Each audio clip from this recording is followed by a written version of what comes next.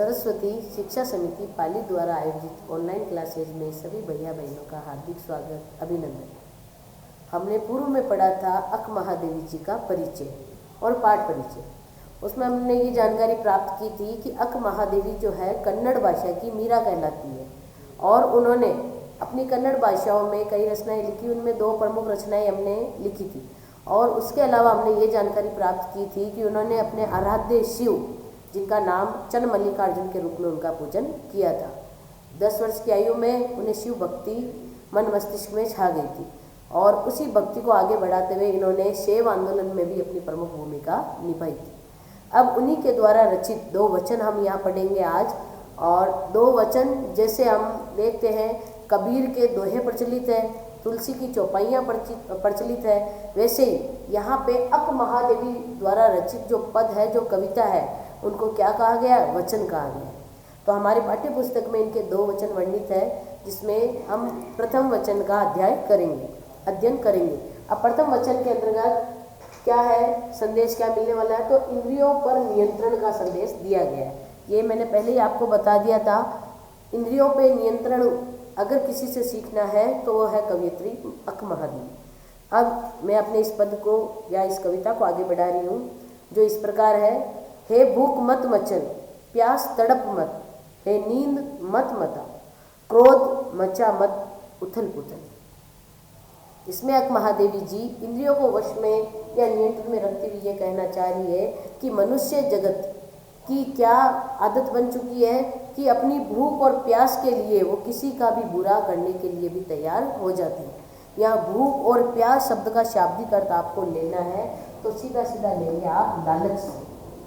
मतलब अपने लोभ या अपने लालच को शांत करने के लिए वो कुछ भी करने को तैयार हो जाते हैं। इसलिए यहाँ कवयित्री ये संदेश देना चाहती है कि है मनुष्य, तेरे आंतरिक मन में जो भूख या प्यास मची हुई है उसके लिए इतना मचलो मत, तड़पो मत, क्योंकि उसके चलते आप क्या करोगे? अपनी और दूसरों की हानि ही करोगे। इसलिए भूख और प्यास पे आपको नियंत्रण करना आ जाना चाहिए। हे नींद मत सता। और ये जो नींद जो हमारे लक्ष्य में क्या बनती है? बाधक बनती है। तो एक विद्यार्थी जीवन के लिए भी ये चीज़ है कि नींद जो है वो उनकी क्या है? एक शत्रु है एक तरीके से। तो वो क्या करती है? इनके जीवन में इनको बार बार सताती रहती है। जितना आगे बढ़ने का प्रयास करते हैं और विद्यार्थी जीवन के लोग वो उतना ही परेशान होते रहते हैं। इसलिए आया है नींद मत सता। इसलिए यहाँ पर कवयित्री ये कहना चाह रही है कि नींद को भी अपने शरीर में या अपने शरीर का इतना आवश्यक अंग हमें नहीं बनाना है। क्रोध मचा मत उथल पुथल। और ये जो मानवीय संवेगों के अंतर्गत जो क्रोध अर्थात जो गुस्सा आता है उसको भी हमें नियंत्रण में करने की कला आनी चाहिए। क्योंकि कहा गया है महात्मा गांधी जी के द्वारा कि क्रोध के समय मनुष्य बिल्कुल जानवर की तरह व्यवहार करता है। उससे ना तो अपनी हानि की परवाह होती है, ना ही दूसरों की हानि की परवाह होती है। इसलिए क्रोध को भी हमें नियंत्रित कर लेना चाहिए। हे मोह पाश अपने ढील। और मोह का मतलब आपको लेना है मोह माया से, लगाव से। मोह का मतलब हो जाएगा मोह माया, जिसके प्रति मनुष्य का अत्यधिक लगाव होता है। ये मोह माया हो सकती है किसकी? रिश्तों की और रुपयों पैसों की। 2 ही मोह माया के जाल में मनुष्य अच्छी तरह से फंसा हुआ रहता है। एक तो है रिश्ते और एक है रुपये पैसे। इनके चलते उनको किसी से कोई लेना देना नहीं होता है। इसलिए कहा गया है कि इस मोह माया के पाश में, पाश का मतलब लिखा है जकड़ में, तो इतना मत जकड़ जा कि तू संसार में किस कर्तव्य से आया है, तेरा जन्म किस उद्देश्य से हुआ है, तू उसको ही भूल जाए। लोभ मत ललचा। और लोभ मैंने अभी बताया वो ये लोभ किसका है? मोह माया का लोभ है। इसलिए तुम्हें अपने हृदय में कभी भी इस लोभ नाम को भी स्थान नहीं देना चाहिए। हे मत कर मदहोश। और इस लोभ, ये लोभ आता कैसा है, किस प्रकार है? तो ये पैसों से, ये लालच, ये किसके कारण आता है? रुपयों पैसों के कारण। तो अगर जब आप इसी में डूबे रहोगे, इसी में मद अर्थात मद का मतलब है अगर पैसों का, धन का ही नशा आपके मन मस्तिष्क में छाया रहेगा तो क्या होगा? आप मदहोश हो जाओगे अर्थात बिल्कुल पागल हो जाओगे।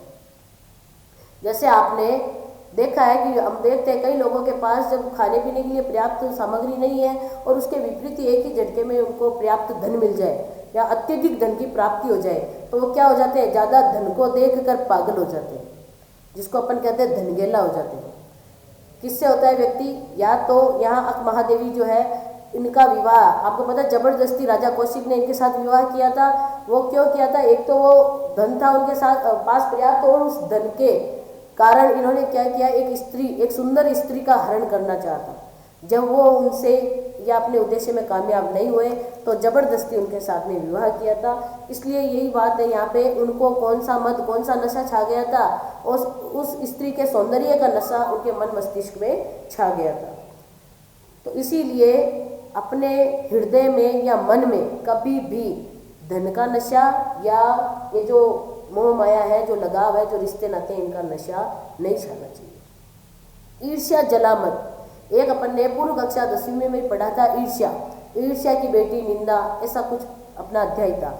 उसमें भी अपन ने पढ़ा था कि जब मनुष्य के हृदय में ईर्ष्या अपना स्थान बना लेती है तब क्या होता है, उस व्यक्ति को सदैव दूसरों में कोई ना कोई बुराई नजर आती है। सीधा कहे तो उसके अंदर नकारात्मकता आ जाती है। वो कभी भी सकारात्मक रूप से किसी के विषय में सोचता ही नहीं है। उसके पास जो पर्याप्त सामग्री है उसमें वो कभी संतुष्ट नहीं होता है। इसलिए इस ईर्ष्या नामक जड़ को अपने हृदय में कभी पनपने ही नहीं देना चाहिए। ओ चराचर मत चूक अवसर, ओ चराचर, चराचर शब्द का शाब्दिक अर्थ आपको देखना है, चर और अचर अर्थात जड़ और चेतन। मैं एक बात कह दूं आपको, तो चराचर जगत में अपना प्रमुख स्थान है किसका, मनुष्य का।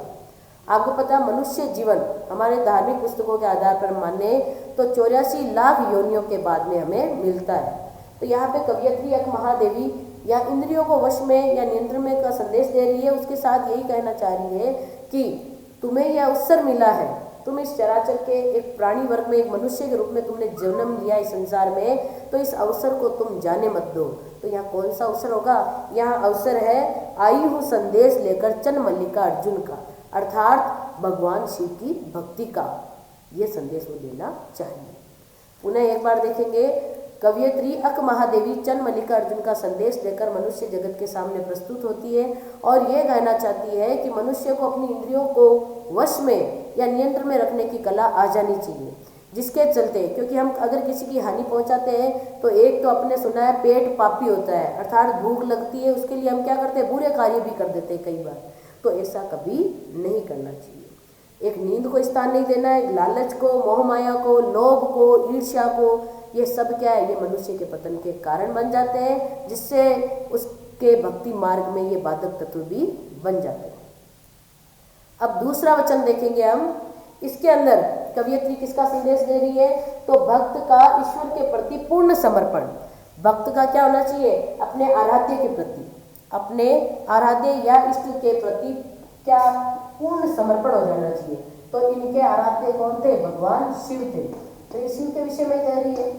वापिस बात याद रखना, कन्नड़ की मीरा है ये, मारवाड़ की मीरा कृष्ण की भक्त थी और ये है अपने शिव की भक्त। अब देखो, हे मेरे जूही के फूल जैसे ईश्वर, यहाँ इन्होंने अपने आराध्य को किस फूल के समान बताया है, जूही के फूल के समान बताया है। और वो ऐसी कल्पना कर रही है, ऐसी इच्छा जागृत कर रही है कि हे प्रभु आप मुझे ज़्यादा से ज़्यादा दुख दो।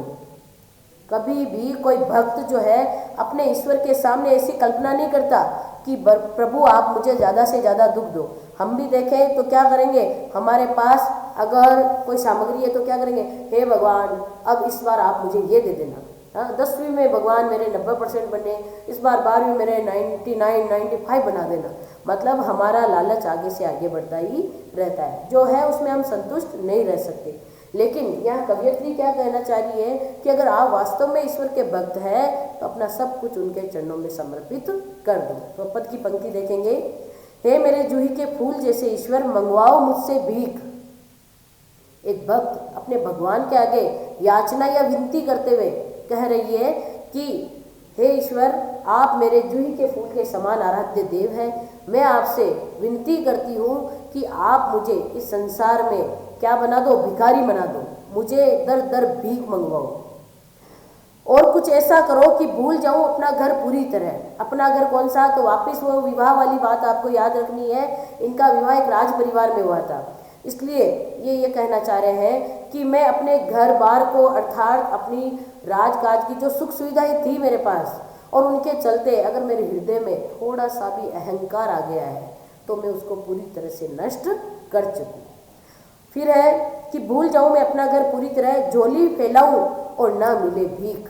मैं उस सुख साज को भूल जाऊँ और मुझे इतना मतलब भिखारी बना दो, इतना दुखी बना दो कि मैं किसी के आगे झोली फैलाऊँ तो मुझे उस मतलब वो झोली भी मेरी खाली रह जाए, उसमें मुझे भीख भी ना मिले। फिर बताया, फिर भी हजारों की संख्या में अगर कोई व्यक्ति आगे आए और अपना योगदान या मेरे ऊपर अपनी कृपा दृष्टि रखते हुए मेरी झोली में कुछ डाले तो प्रभु आपकी कृपा से वो भी नीचे गिर जाए, और इतना दुख दो कि जैसे मैं उस सामग्री को उठाने के लिए नीचे झुकूं तो कोई कुत्ता अर्थात कोई जानवर आए और वो उसे उठाकर दौड़ जाए। तो है ऐसा कोई भक्त आज की दुनिया में? ये भक्त थी कौन? कन्नड़ की मीरा अक महादेवी। वो क्या अपार दुख मांगती है अपने जीवन में। क्यों? क्योंकि उसे पता है कि उससे दुख और सुख दोनों देनहार कौन है? ईश्वरी है। और वो दुख क्यों मांगती है? वो इसलिए मांगती है कि एक तो उसे भौतिक सुख सुविधाओं में कोई दिलचस्पी नहीं है, दूसरा कि वो ऐसा चाहती है या ऐसा मनी मन सोचती है, शायद हो सकता है राज परिवार में मेरा विवाह होने के कारण मेरे आंतरिक मन में क्या अहम की भावना आ गई होगी, अहंकार की भावना आ गई होगी, तो वो उस अहंकार को भी प्रभु के चरणों में समर्पित करना चाहती है। तो अपने ये 2 वचन पूरे हुए। अब इन पदों का आपको भावार्थ करना है और प्लस आपको जो कठिन शब्द दिखाई दे रहे हैं वो भी अपनी कॉपी में करने हैं। धन्यवाद।